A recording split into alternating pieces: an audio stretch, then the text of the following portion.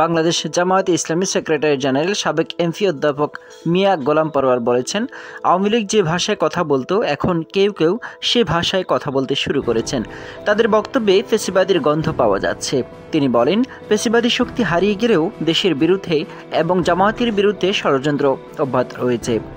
ফ্যাসিবাদের পথে কেউ পা বাড়ালে তাদেরও আওয়ামী ফ্যাসিস্টদের কথা স্মরণ করা উচিত। তিনি গত 18 জানুয়ারি শনিবার সকালে ফেনীর আল জামিয়াতুল ফালাহিয়া মাদ্রাসা মাঠে অনুষ্ঠিত জেলা জামায়াতের এক ইউনিট সভাপতি সম্মেলনে প্রধান অতিথির বক্তব্যে এসব কথা বলেন।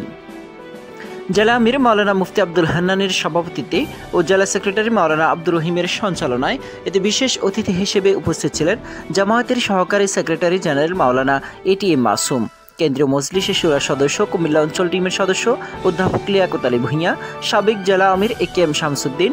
সর্বোচ্চ বক্তব্য রাখেন ঢাকা মহানগরী উত্তরের সহকারী সেক্রেটারি ও ছাত্র শিবিরের সাবেক কেন্দ্রীয় সভাপতি ডাক্তার ফখরুদ্দিন মানিক, কেন্দ্রীয় মজলিসের শুরা সদস্য অ্যাডভোকেট এএসএম কামাল উদ্দিন, কেন্দ্রীয় মজলিসের শুরা সদস্য জেলা জামাতের নায়েবে আমির অধ্যাপক আবু ইউসুফ, কেন্দ্রীয় শুরা সদস্য ও জেলার অপর নায়েবে আমির মাওলানা মাহমুদুল হক। সম্মেলনের শুরুতে দারসুল কোরআন পেশ করেন কেন্দ্রীয় শুরা সদস্য ও কুমিল্লা অঞ্চল টিমের সদস্য মাওলানা মোহাম্মদ আলাউদ্দিন। সম্মেলনে প্রায় 8,000 পুরুষ ও নারী সভাপতি অংশগ্রহণ করেন।